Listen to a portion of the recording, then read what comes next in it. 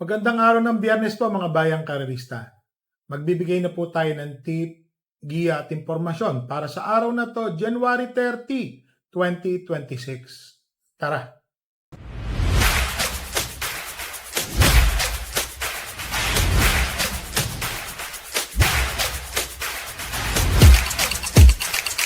So, pakita ko lang po muna ang ating kopya.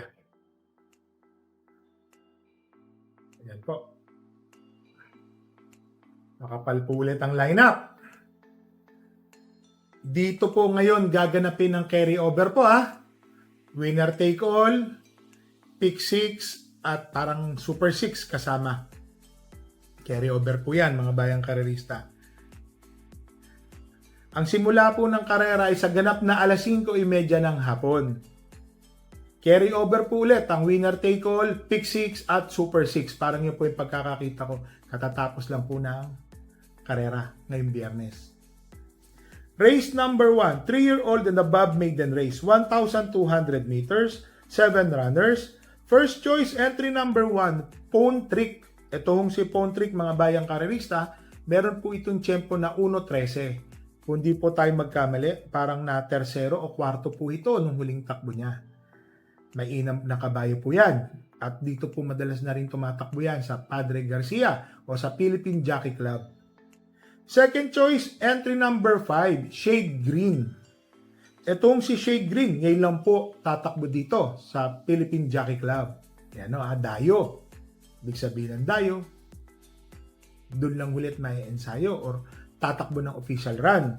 Pero si Shade Green po, meron naman po siyang 1:14 sa kabila sa Malbar.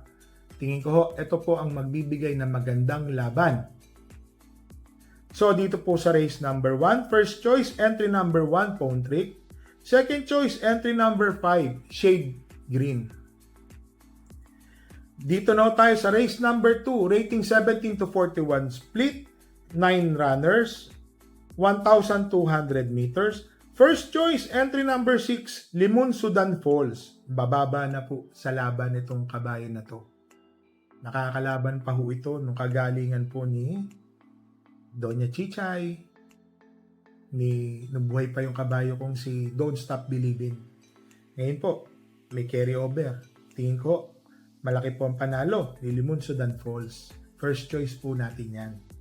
Second choice, couple entering 1 and 1A. Success of times and 1A advanced party. Isang matulin at isang marunong sumunod. Si advanced party po, nasigundo. 1:15 medya ang kanyang tinapos. Si Success of Times naman, alam naman natin sa unan to. Pag ito po ay napabayaan, pwede rin pong tumapos ng karera.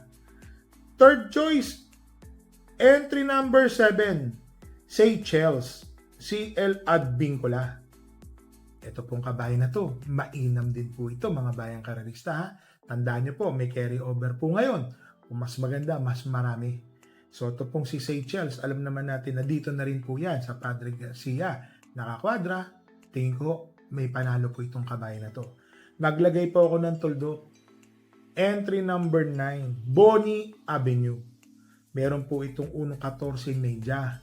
Nung huling nanalo po siya dyan sa Padre Garcia. Ngayon tetestingin po natin dahil masyado pong maraming matulin. Si Bonnie Avenue po, pwede po siyang sumunod. Ayun na, big sabihin ng sumunod, pwedeng mga kwarto, quinto pwesto, papalakas, paparekta, baka mamaya makachamba naman dyan. So, fourth choice or tuldok po, Bonnie Avenue. So, dito po sa race number 2, first choice, entry number 6, Limon Sudan Falls. Second choice, 1 and 1A, Success of Times and 1A Advanced Party. Third choice, entry number 7, Seychelles. Tuldok, entry number 9, Bonnie Avenue. Dito na tayo sa race number 3, rating 17 to 41 split, 8 runners, 1,200 meters.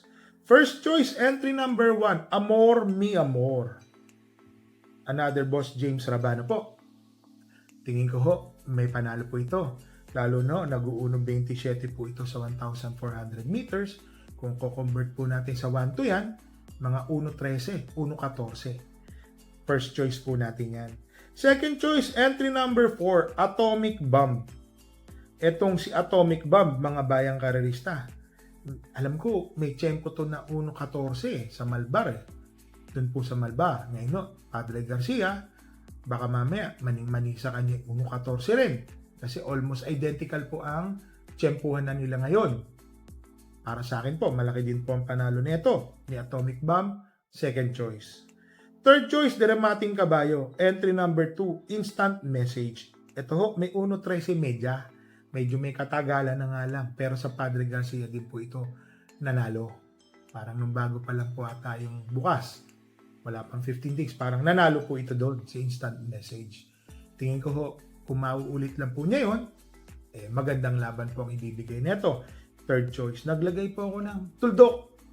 Sa hirap po ng karera dahil may carry over po.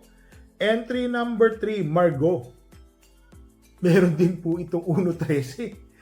Nakita po natin habang nanonood po tayo sa YT. Oo, ang inam po ng pagkakapanalo nito, yung mga tinalo niya. Di naman dinubiro, magagaling dino. Tapos sa 1,400, naglalaro po ng 1.28 hanggang 1.29 media. Good or bad track, nandoon po yan. So tingin ko may panalo rin po ito.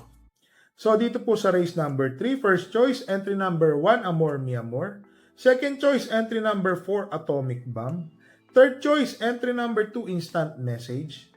Tuldok o fourth choice, entry number 3, Margo. Dito na tayo sa race number 4, 1,200 meters, rating 42 to 56 split, 8 runners. First choice, entry number 6, Catral. Tinalo na po niya ito lahat. Consistent po si Catral. Magaling na kabayo.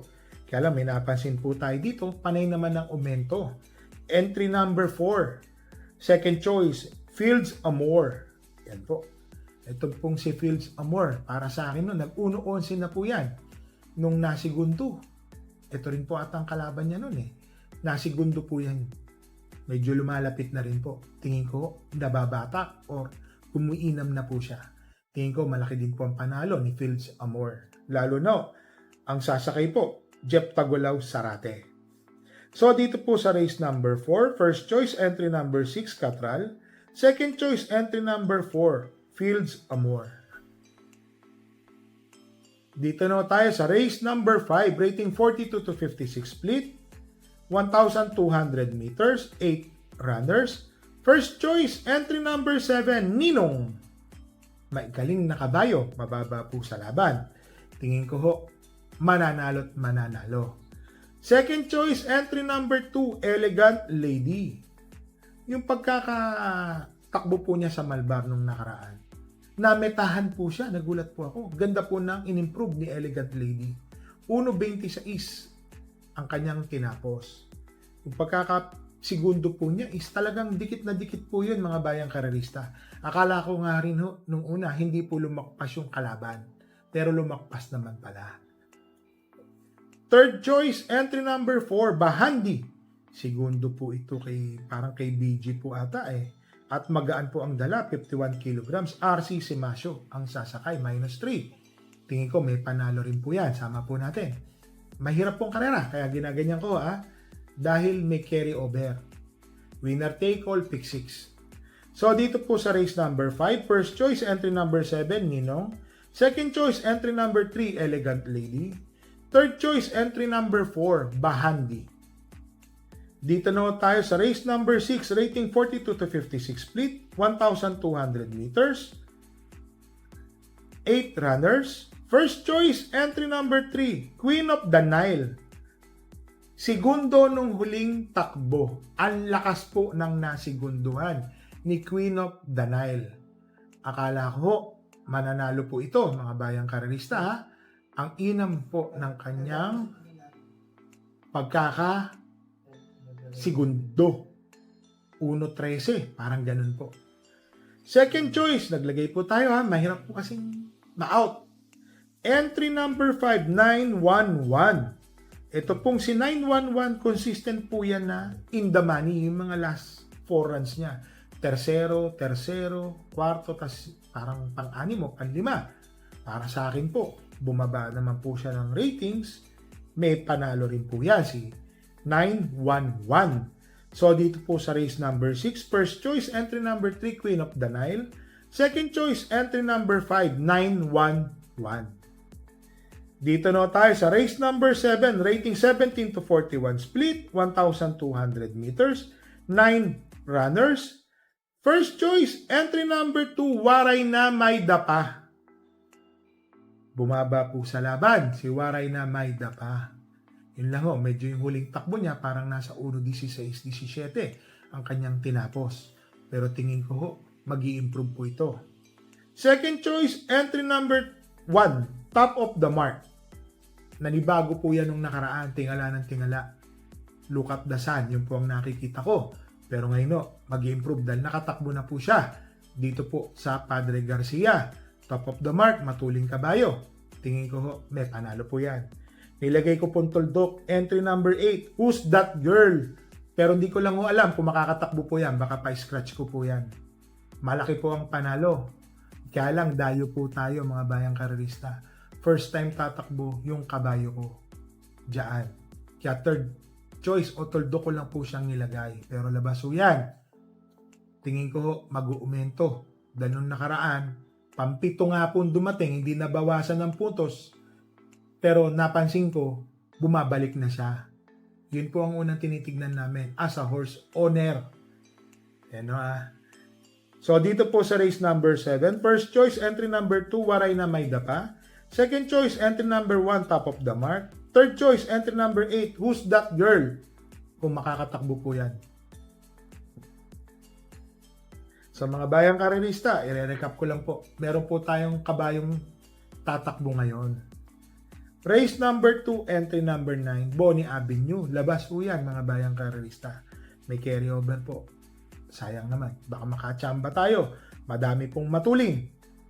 Sana makaraos. Last race, entry number 8, Who's That Girl? Labas din po yan. Kung hindi ko po ipapay-scratch. Kung ma-actionan po nila agad dyan. Sa mga bayang karerista, parati ko po kayong nire-remind. Bet small, win big, bet big, lose big. Hinay-hinay lang po tayo sa taya. Wala po tayong alam kung sino po ang mga magsisipanalo at matatalo. Sa madaling salita, yung pera po natin nasa kapalaran po nila. So mga bayang karerista, happy racing and stay safe po sa inyo lahat.